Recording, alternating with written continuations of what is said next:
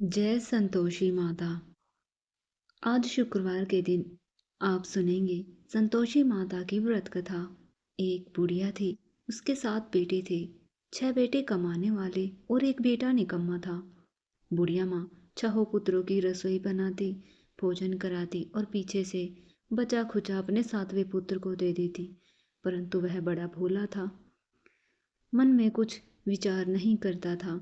एक दिन अपनी पत्नी से बोला, देखो मेरी माँ मुझ पर मुझे कितना प्रेम करती है। वह बोली, क्यों नहीं, सबका बचा हुआ झूठा तुमको खिलाती है। वह बोला, ऐसा भी हो सकता है क्या? मैं जब तक आंखों से ना देखूं मान नहीं सकता। बहू ने हंसकर कहा, देख लोगे तब तो मानोगे। कुछ दिन बाद बड़ा त्योहार आया। घर में 7 प्रकार के भोजन और चूरमे के लड्डू बने। वह जांचने को सर के दर्द का बहाना बनाकर पतला कपड़ा सिर पर ओढ़कर रसोई में सो गया और कपड़े में से सब देखता रहा। छहों भाई भोजन करने आए। उसने देखा माँ ने उनके लिए सुंदर सुंदर आसन बिछाए, 7 प्रकार की रसोई परोसी। वह आग्रह करके जिमाती रही। वह देखता रहा। छहों भाई भोजन करके उठे तब माँ ने उनकी झूठी थालियों से लड्डुओं के टुकड़ों को उठाया और एक लड्डू बनाया। जूठन साफ करके बुढ़िया माँ ने पुकारा, उठ बेटा, छहों भाई भोजन कर गए, अब तू ही बेटा बाकी है। उठ, और तू कब खाएगा? वह कहने लगा, माँ मुझे भोजन नहीं करना, मैं परदेश जा रहा हूँ। माँ ने कहा, कल जाता तो आज ही जा। वह बोला, हाँ आज ही जा रहा हूँ। वह कहकर अपने घर से निकल गया। चलते समय उसे बहू की याद आई। वह गौशाला में कंडे थाप रही थी। वह उसे जाकर बोला, मेरे पास तो तुम्हें देने को कुछ नहीं है। यह अंगूठी है, सो ले लो और तुम अपनी कुछ निशानी मुझे दो। वह बोली, मेरे पास क्या है, ये गोबर भरा हाथ है। यह कहकर उसकी पीठ में गोबर की थाप लगा दी और वह चल दिया। चलते चलते दूसरे देश पहुंचा। वहां पर एक साहूकार की दुकान थी। वह जाकर बोला, मुझे नौकरी पर रख लो। साहूकार को नौकर की जरूरत थी। साहूकार उससे बोला, तू नौकरी पर रह जा। लड़के ने पूछा, तनख्वाह क्या रहेगी? साहूकार ने कहा, काम देख कर दाम मिलेंगे। साहूकार की को नौकरी मिल गई। वह सवेरे 6 बजे से रात्रि 12 बजे तक नौकरी करने लगा। कुछ दिनों में दुकान का लेन देन, हिसाब किताब, ग्राहकों को माल बेचना, सारा काम करने लगा। साहूकार के 7-8 नौकर थे। वे सब चक्कर खाने लगे कि यह नया नौकर बहुत होशियार बन गया है। सेठ ने भी काम देखा और 3 महीने के अंदर ही उसे मुनाफे का साझेदार बना लिया। 12 वर्ष में वह नामी सेठ बन गया और मालिक सारा कारोबार उस पर छोड़कर बाहर चला गया। अब बहू पर क्या बीती वह सुनो। सास ससुर उसे दुख देने लगे। सारी गृहस्थी का काम कराकर उसे लकड़ी लेने जंगल में भेजते। इस बीच घर की रोटियों के आटे से भी जो भूसी निकली उसकी रोटी बनाकर रख दी जाती। फूटे नारियल की नरेली में पानी, इस तरह जीवन बीतता रहा। एक दिन वह लकड़ी लेने जा रही थी। रास्ते में कुछ स्त्रियां संतोषी माता का व्रत करती दिखाई दी। वहां वह खड़ी होकर कहने लगी, बहनों, यह तुम किस देवता का व्रत करती हो और इसके करने से क्या फल मिलता है? इस व्रत करने की क्या विधि है? यदि तुम अपने इस व्रत का विधान मुझे समझाकर कहोगी तो मैं तुम्हारा बड़ा एहसान मानूंगी। तब उनमें से एक स्त्री बोली, सुनो, यह संतोषी माता का व्रत है। इसके करने से निर्धनता, दरिद्रता का नाश होता है, लक्ष्मी आती है, मन की चिंताएं दूर होती है, घर में सुख होने से मन को प्रसन्नता और शांति मिलती है, निपुत्री को पुत्र मिलता है, प्रीतम बाहर गया हो तो शीघ्र आता है, कुंवारी कन्या को मनपसंद वर मिलता है, राजद्वार में बहुत दिनों से मुकदमा चल रहा हो तो वह भी खत्म हो जाता है, सुख शांति घर में, धन जमा हो जाता है, पैसा जायदाद का लाभ हो जाता है। वह सब इस संतोषी माता की कृपा से पूरी होती है। स्त्री कहने लगी, 1.25 आने का गुड़ चना लेना, इच्छा हो तो 5.25 आने का लेना या 1.25 का, अपनी सहूलियत के अनुसार लेना, बिना परेशानी श्रद्धा और प्रेम से जितना बन सके सवाया लेना, 5.25 पैसे या 5.25 आने, इससे भी अधिक शक्ति और भक्ति के अनुसार ले लेना। हर शुक्रवार को निराहार रहकर कथा कहना और सुनना। इसके बीच कर्म टूटे नहीं, लगातार नियम पालन करते रहना। सुनने वाला कोई ना मिले तो घी का दीपक जलाकर उसके आगे जल के पात्र को रखकर कथा कहना, परंतु नियम ना टूटे। जब तक कार्य सिद्ध ना हो नियम पालन करना, और कार्य सिद्ध हो जाने पर व्रत का उद्यापन करना। 3 मास में माता फल पूरा करती है। यदि किसी के खोटे ग्रह हो तो माता 1 वर्ष में अवश्य कार्य सिद्ध करती है। कार्य सिद्ध होने पर ही उद्यापन करना चाहिए, बीच में नहीं करना चाहिए।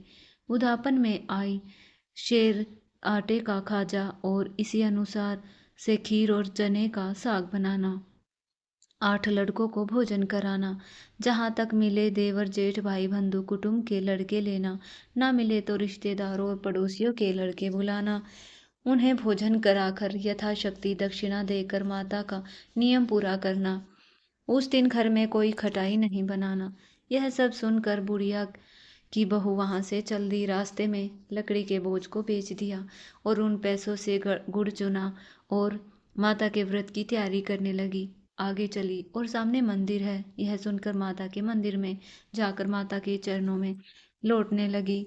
इसके बाद वह माँ से विनती करने लगी कि हे माँ, मैं निपट मूर्ख हूँ, व्रत के नियम कुछ नहीं जानती हूँ, बहुत दुखी हूँ। हे माता जगत जननी, मेरा दुख दूर करो, मैं आपकी शरण में हूँ।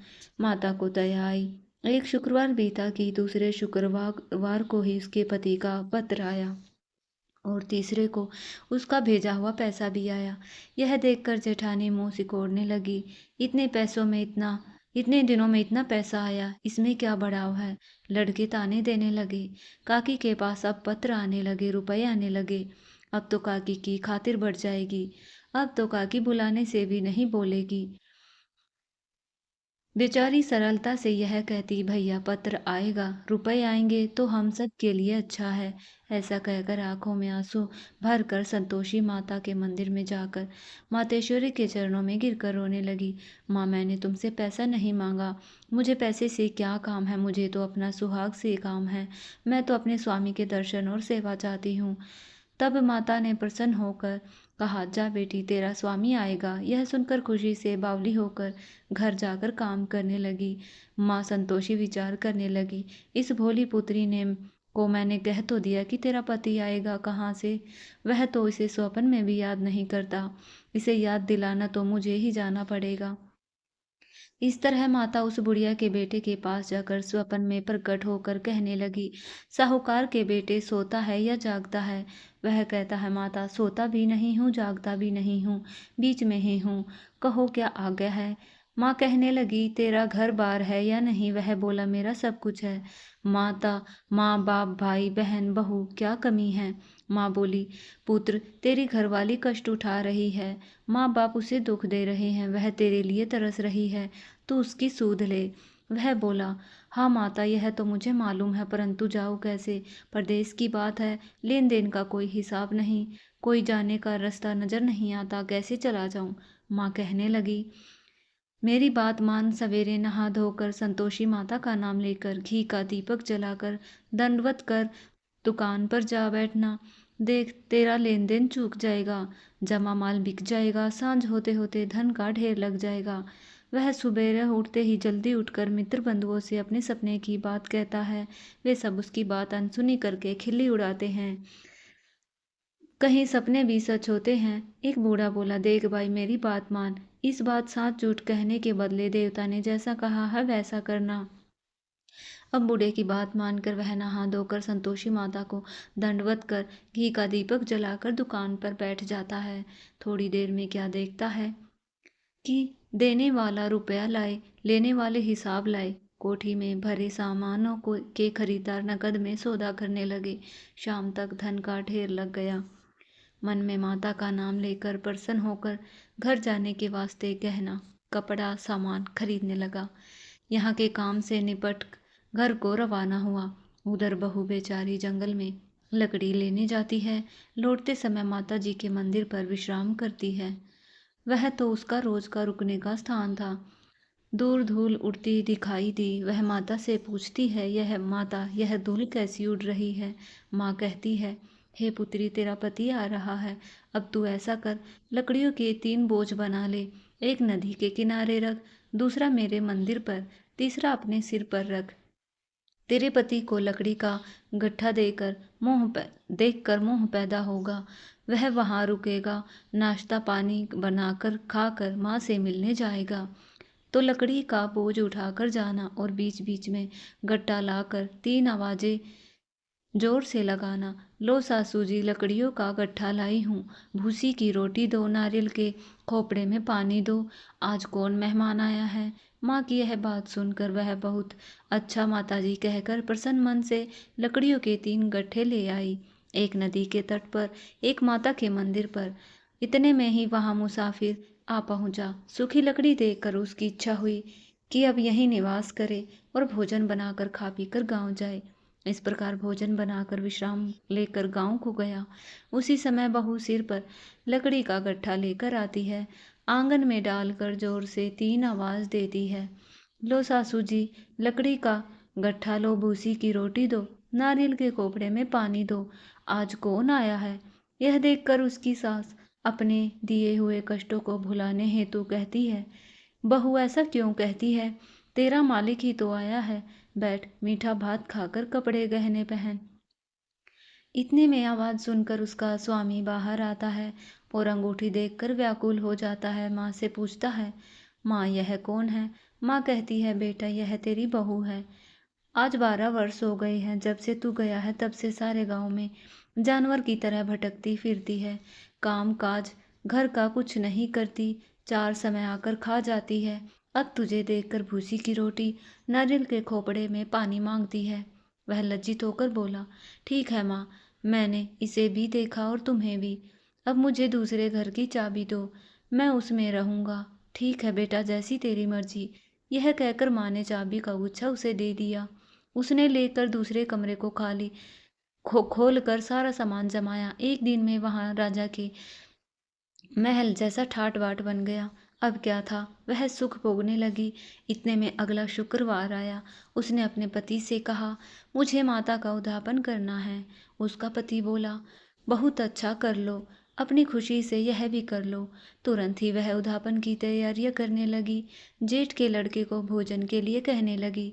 उसने मंजूर किया, परंतु पीछे जेठानी अपने बच्चों को सिखाती है, भोजन के समय सब लोग खटाई मांगना, जिससे इसका उद्यापन पूरा ना हो। लड़के खाना खाने लगे। खीर पेट भर खाई, परंतु याद आते ही कहने लगे, हमें कुछ खटाई खाने को दो, खीर खाना हमें भाता नहीं, यह देखकर अरुचि होती है। बहू कहने लगी, खटाई किसी को नहीं दी जाएगी, यह तो माता का प्रसाद है। लड़के उठकर खड़े हुए और बोले पैसे लाओ।